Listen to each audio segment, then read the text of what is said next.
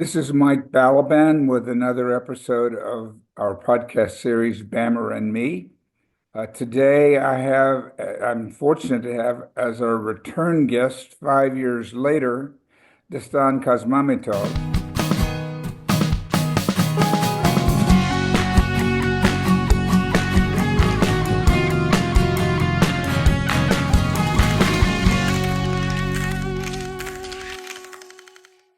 I met Dastan around 2018-19, and when I heard the beginnings of his story, I knew I wanted to know more.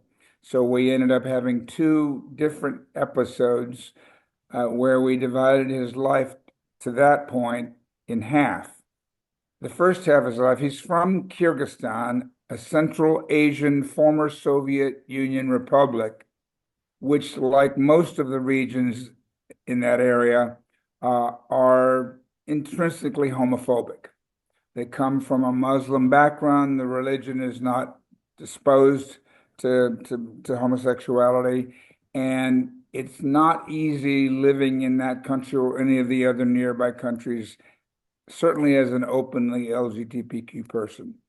The son went overseas, and I'm not going to go into great detail, but you can look at the last two podcasts we did together and find out the details about how during a 1 year exchange in the US, I think a senior in high school or so, he began to realize that he was gay. And so by the time he got back, he became committed to doing what he could in that very conservative environment to help LGBTQ rights. And out of that, he came out. He was kind of I hate to say guinea pig, but he was the volunteer for Human Rights Watch when it came to Kyrgyzstan and was trying to focus attention on the growing incidence of violence against gay and bisexual men and women. Not surprisingly, that led to a lot of complications, threats against him. I think he almost got run over or did get run over by a car once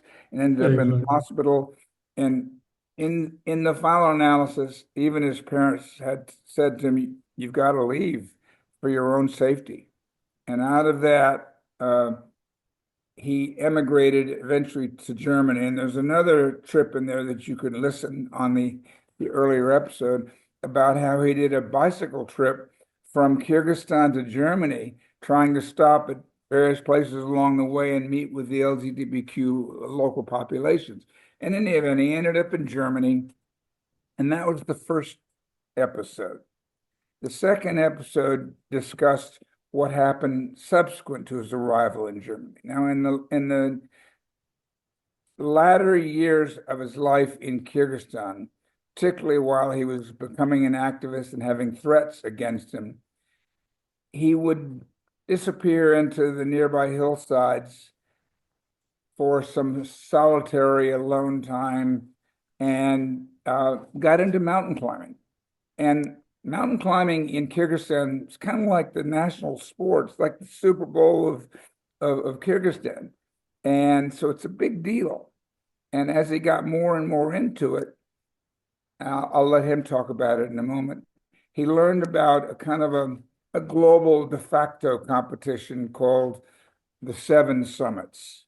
And it is a competition where mountain climbers around the world attempt to scale the highest peaks in each of the seven continents, in which maybe 2, 3, 5,000 people have successfully scaled all of those peaks in the world. It was kind of a pipe dream initially, meaning something he hoped he could do, but probably wasn't truly in his heart believing it was likely.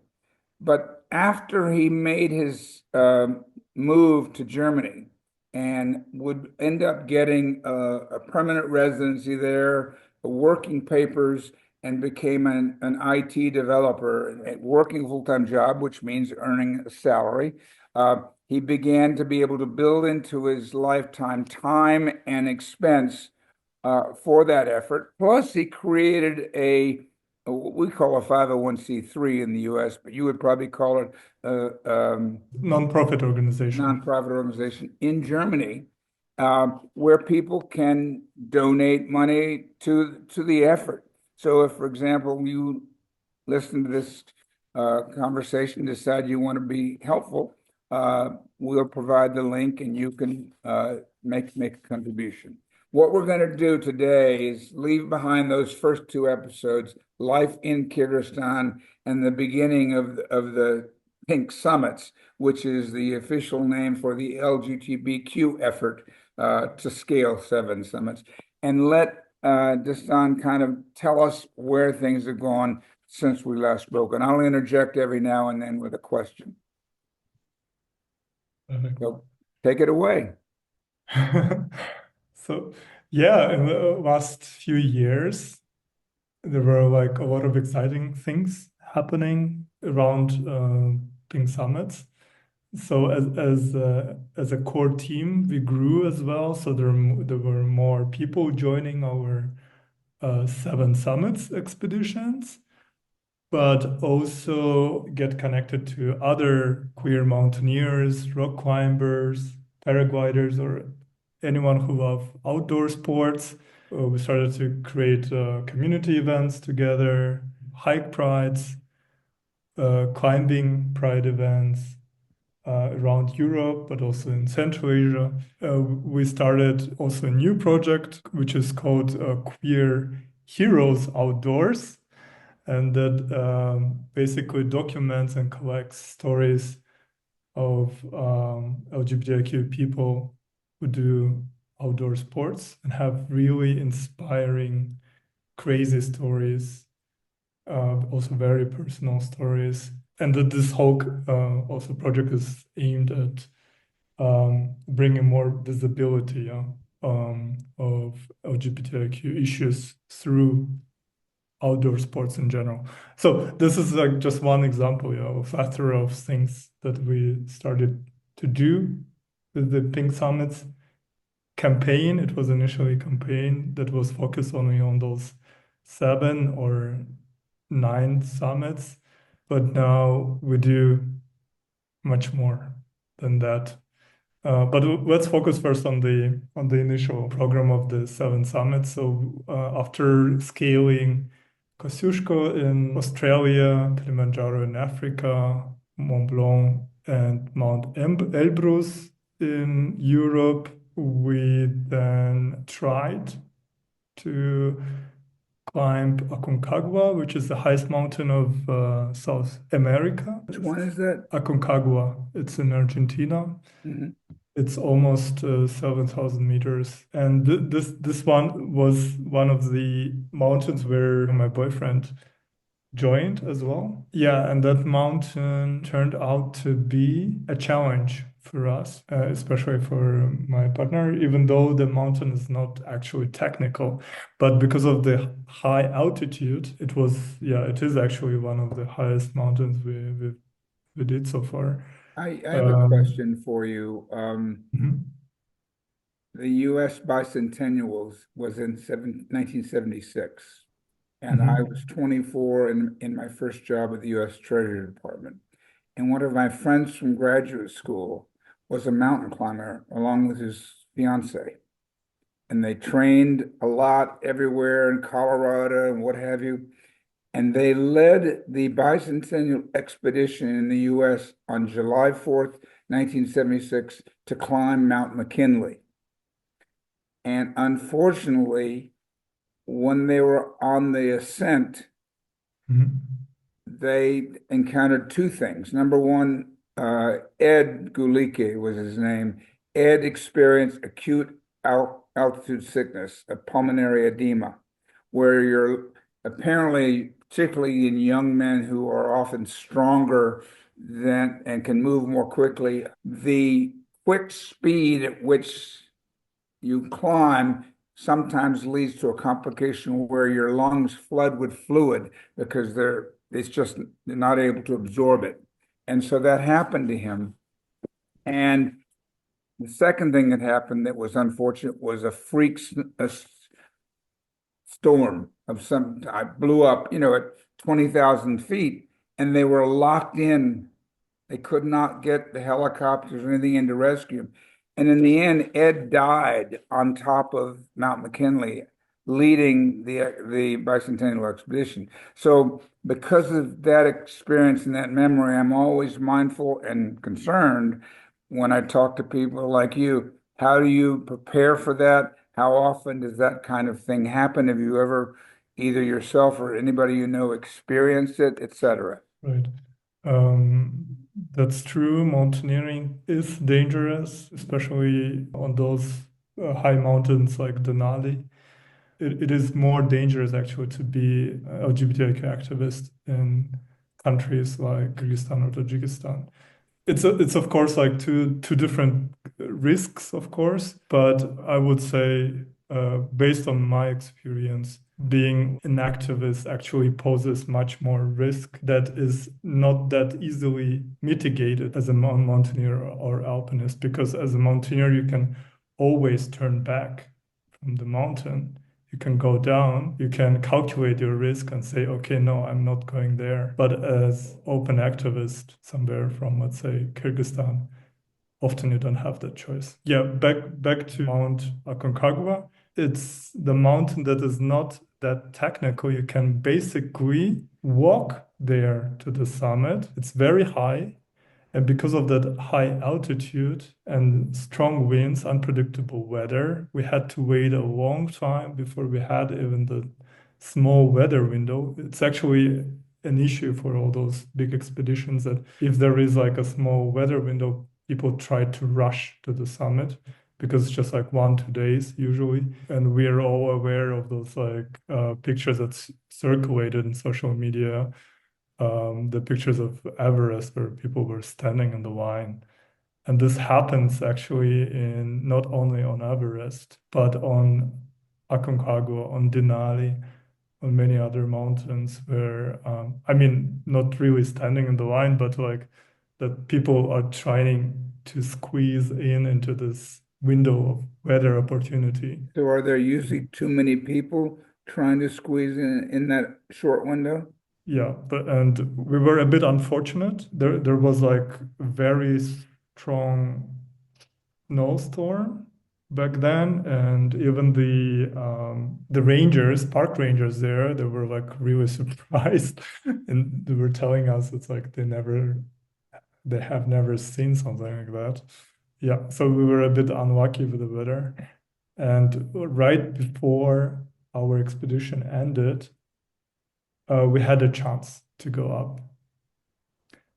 And unfortunately, almost 2/3 of the way to the summit, we had to turn back because my boyfriend felt sick.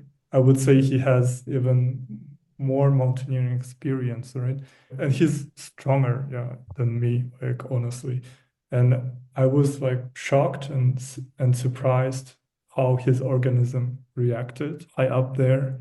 So we turned back that year. It was I wouldn't say unsuccessful summit, yeah, but it was an attempt, yeah, that didn't But work it out.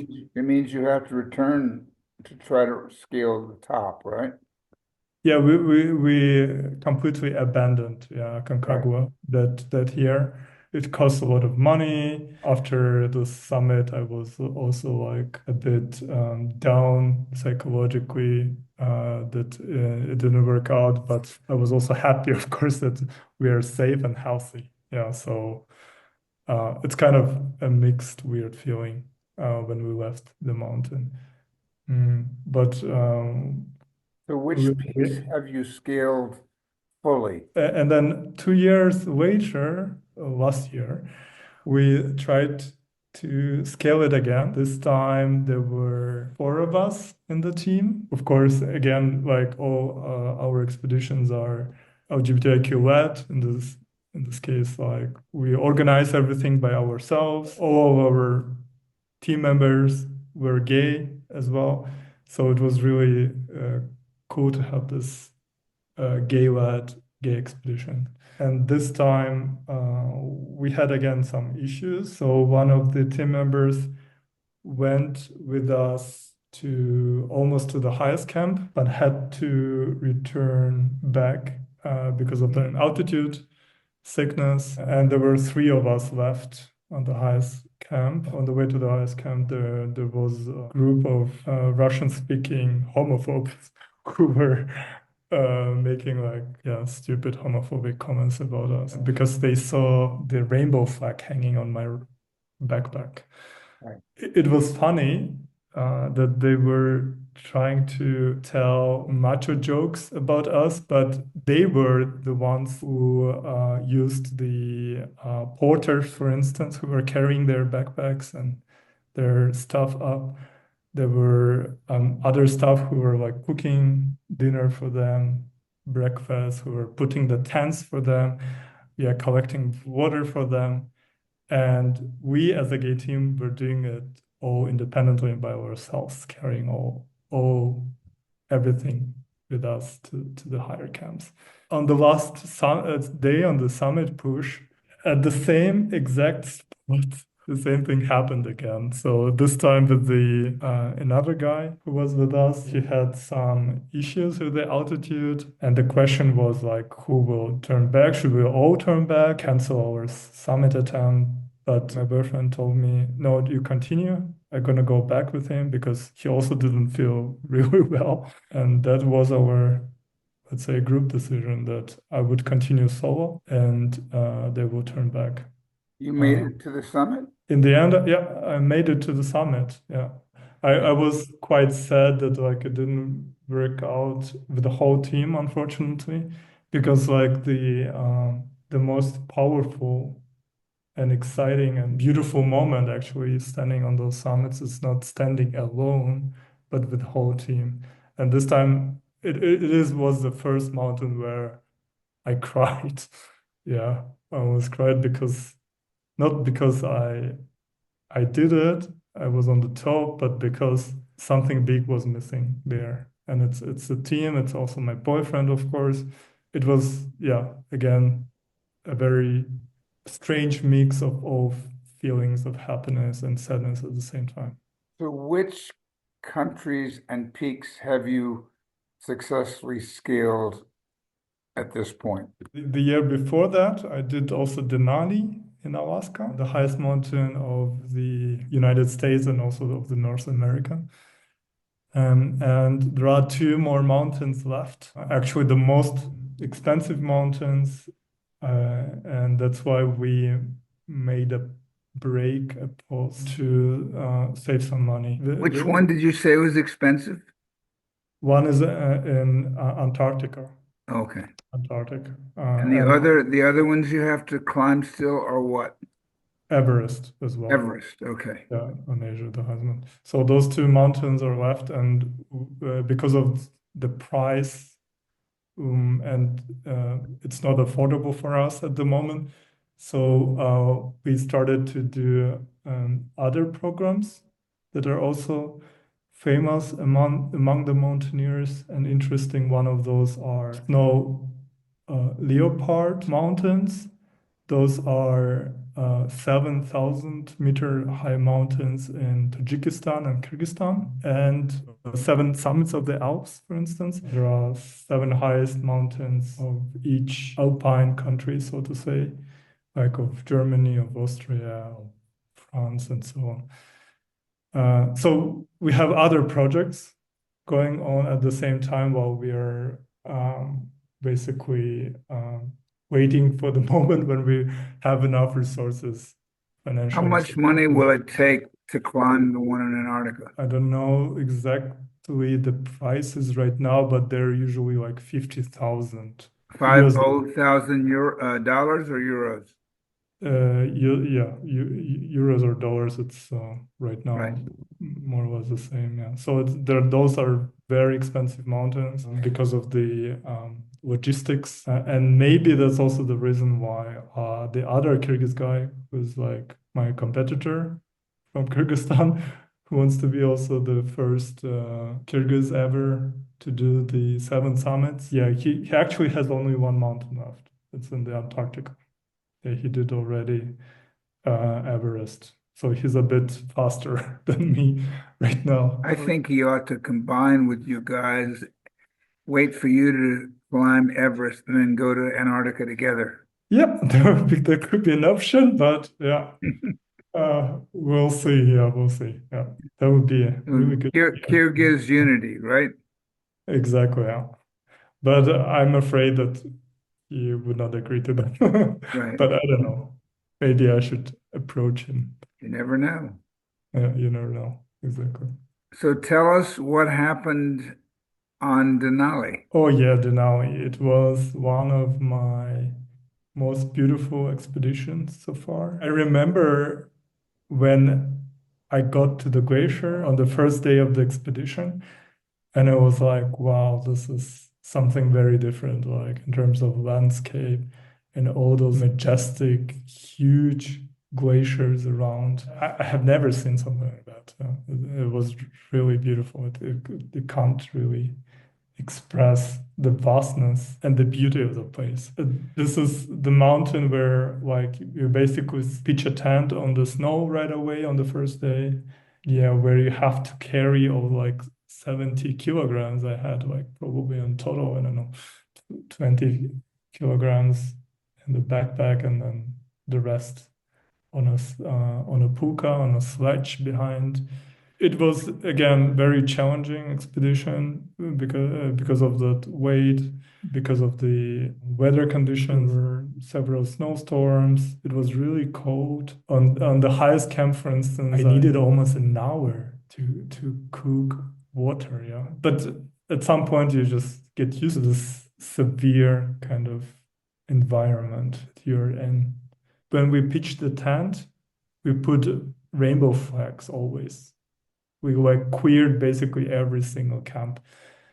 And I remember clearly how like people were coming to us and saying like, "Oh wow, thanks like for this, like for that you're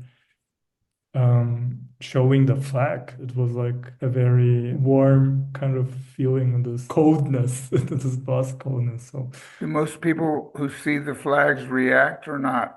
of course they react. I mean, even if they do not, as I said in Argentina, yeah, this Russian speaking group reacted negatively. In Alaska, there were people who reacted very positively. So like it depends, but that people react is important and in general. And then also like it's important to show that like there are also gay people, gay mountaineers. Yeah, and the summit push, maybe it was one of the most difficult summit attempts in my life so far. But yeah, we did it. We did it with the whole team this time. We were on the top, and because the mountain is very like in the north, yeah, in Alaska, actually the air is much thinner than on equator, and that's why people feel the high altitude sickness rather earlier than like let's say on the same altitude somewhere in Asia. It was a challenging summit push, and I had a surprise for my boyfriend. I planned it. I kept it as a secret even from other team members. No one knew.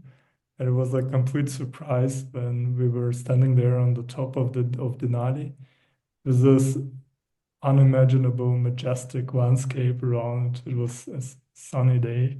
Like from my pocket, I took the box with the ring and proposed to my boyfriend on knees. So like I couldn't hear yes or no because like because of the wind, you couldn't really hear anything. So you Happy. proposed to him, right?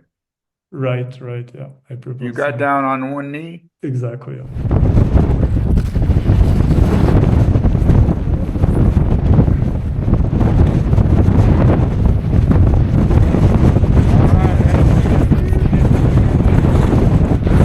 Wow. And around us, people cheered, and there was actually a group of Marines. U.S. Marines? Yeah, Did yeah. they cheer or did they not react? No, some of them, yeah, reacted positively, yeah, Yeah.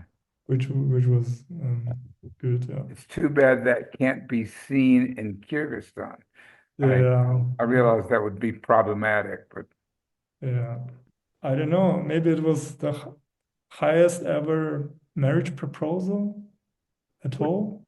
I would Yeah, think but maybe definitely, I believe definitely it was the highest gay marriage proposal in the world. you need to go to the World Almanac and see if you can get it put in as a record.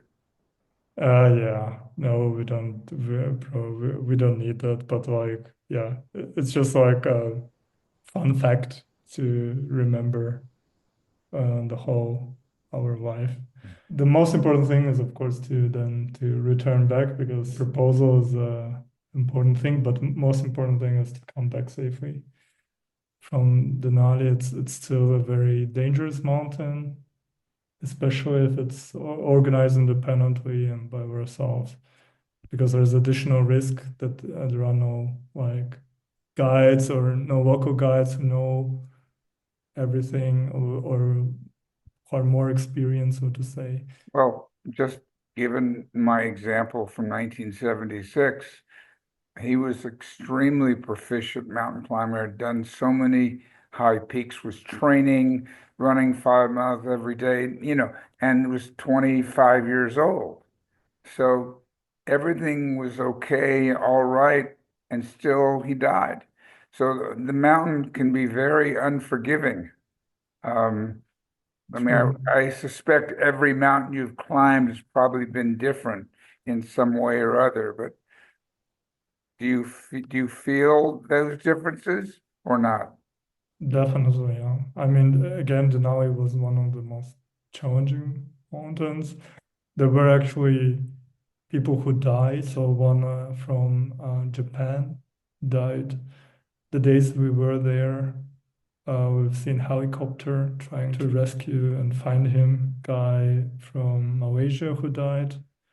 There were Dutch people, a group of Dutch people who basically had frozen hands. Yeah, frostbites. Yeah.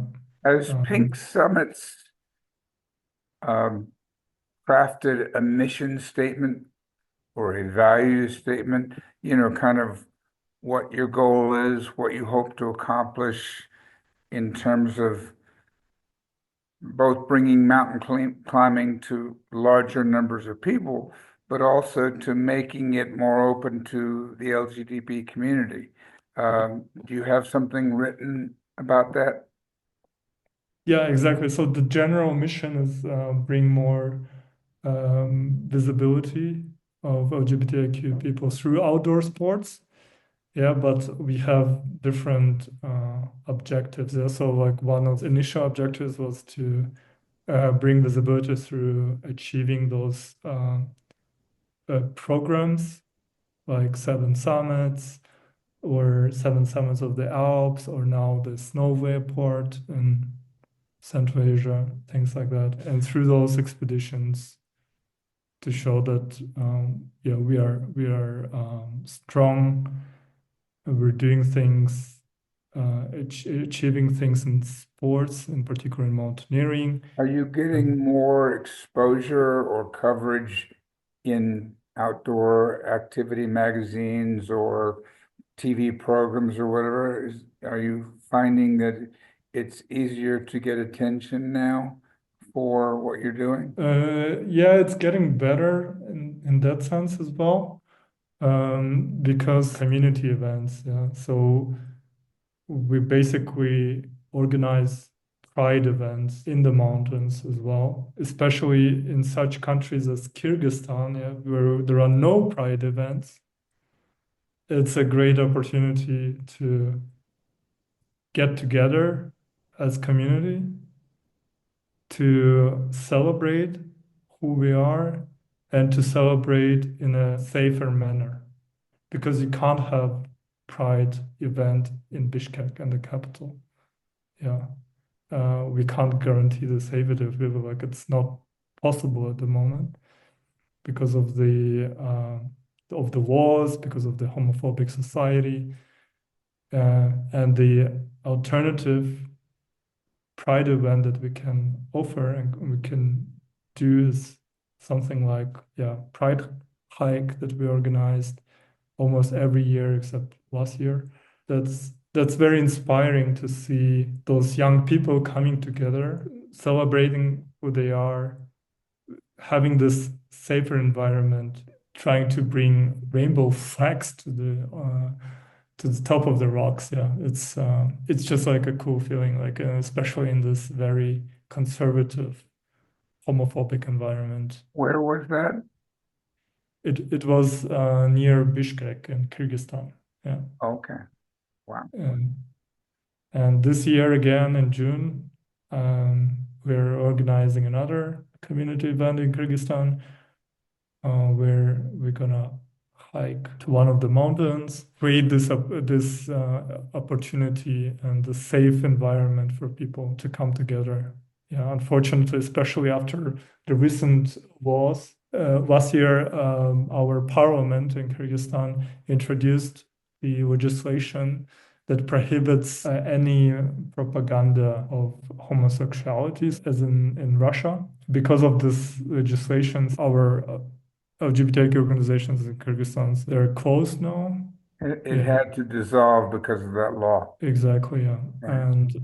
and because of safety concerns, that's why it's so important to have this event this year because there are no other opportunities for people otherwise to connect to If you go to get together. Kyrgyzstan and have an outdoor rainbow hiking event, are you at risk of being arrested? So this legislation does not imply any criminal responsibility.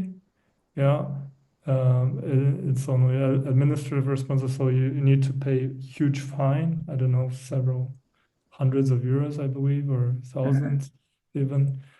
It's a lot of money, but when we organize such events, we try to be also careful, like to see that we know people, yeah, or to basically to have this snowball technique where like people when we invite other people, right? Because otherwise it's not possible to like to have like a normal like public event as in Europe or in the US because Right. of the safety concerns. And hopefully we will not have any issues this year. So, is there anything you'd like to ask of people watching this, or anything that people can do to help, the Pink Summits and other similar organizations? Sure, if you know other gay, lesbian, trans individuals who love mountaineering or outdoors in general, please tell them that we exist, that they can join us. Again, we're a non-profit and we organize everything ourselves. And that means our expeditions are also basically very cheap, yeah. Because, like, for instance, if you buy organized expedition for Denali, it's like more than 10,000 US dollars. And we paid direct costs, yeah, it was like around a couple of thousand on maximum because we could save the costs of the guide. We did organize everything ourselves. We carried everything ourselves. Yeah. So if you know other queer mountaineers that could join us, we're really welcome for new people around the world. You can also join our events in Kyrgyzstan. Maybe you wanted to go to Kyrgyzstan one day, and if you are happen to be in June this year there, or like if you want to come with us next year in When do you Kyrgyzstan. plan to scale the next one of the seven summits? So like 7 summits, we don't know for now because it's expensive. But the next expedition that we have is Peak Lenin in Kyrgyzstan. It's also 7,000-meter high mountain. We will be in Tajikistan. We will do first the famous Pamirian highway as an acclimatization, and we'll go up to Lenin, and there is a possibility to ski down this huge mountain or to paraglide down, or just walk down if if you want to. So yeah, we're looking for people who can join that expedition, want to join the expedition. Otherwise, you can also join our community events. How In long would it take if you decided you wanted to be part of that? 2 weeks? More? Yeah, there's no bureaucracy, so to say, how to join us. So basically, yeah, anyone can join, but for certain expeditions, we require also certain skills. Great. Yeah. Well, I've really appreciated the opportunity to get up to speed on where you are now, and to the extent that we might be able to help with people watching this, getting in touch with you and contributing, participating, whatever, uh, we can try to help make the queer mountain climbing and outdoor sports community larger. Thank you again for making yourself available. It's great to stay in shape. And by the way, congratulations on your engagement. Do you have a Thank date you. in mind or not? Thanks. We were thinking of next year, actually. Yeah. I mean, it takes some time because we have a lot of other mountain trips and plans, and like this year, it's not possible to do Are you going to get married on ceremony. a mountain, or are you going to get married because more people can come not on the mountain? Exactly. Yeah. Yeah. No, we'll probably do several parties and ceremonies, one of which will be on the mountain, yeah, Right. for mountaineering friends and communities. Yeah. Yeah. Well, let us know when it is. If there's any way I can make it to Europe around then, or you want to do one in the US, let us know. Yeah, definitely. I will let you know.